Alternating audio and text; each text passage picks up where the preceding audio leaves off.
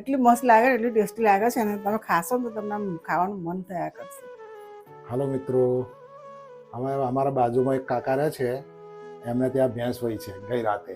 એટલે ફર્સ્ટ ટાઈમનું જે દૂધ નીકળે ને, અમારી ભાષામાં તો એને કરાંટું કહીએ છીએ, હવે બીજી ભાષામાં તો તમારે શું કહે છે ખબર નહીં, પણ અમે એ દૂધની છે ને બરી બનાવીએ છીએ. જો આ રીતનું દૂધ આવ્યું છે, આ ફર્સ્ટ ટાઈમનું દૂધ હોય ને તો આ રીતનું આવે, પીળાશ પડતું આવે અને એકદમ ગાઢું અને ચીકણું આવે.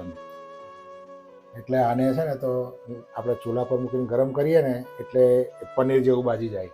હવે આને આ વાસણમાં બનાવવાનું છે, તો આ વાસણમાં છે ને આ રીતે માટીનો લેપ લગાવી દેવો પડે.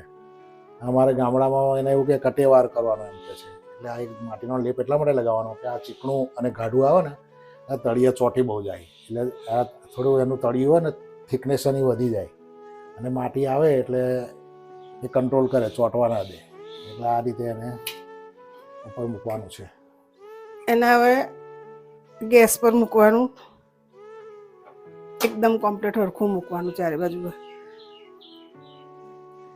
અને મીડિયમ ગેસ પર રાખવાનું છે, બહુ ફાસ્ટ ગેસ પર રાખવાનું નથી. અને આને છે ને હલાવવાનું નથી બિલકુલ, મેં ચમચી બી નથી નાખવાની, એની જાતે જ થઈ જશે. અને પછી પનીર જેવા પીસ પડશે આના. આમાં તમારે ખાંડ નાખવી હોય તોય નખાય, એલાયચી નાખવી હોય તોય નખાય, તો સ્વીટ મસ્ત લાગશે ગળ્યું. પણ અમે શું છે કે મોરી ભાવે છે એટલે મોર રાખીએ છીએ. ખાંડ ને એલાયચી નાખીને ખાશો ને તો બી બહુ મસ્ત લાગશે. જો હવે આ બરી થઈ ગઈ છે, જો આ બરી તૈયાર થઈ ગઈ છે. આને બરી કહીએ છીએ અમે, તમે શું કહો છો? એટલી મસ્ત લાગે ને, એટલી ટેસ્ટી લાગે છે ને, તમે ખાશો ને તો તમને આમ ખાવાનું મન થયા કરશે.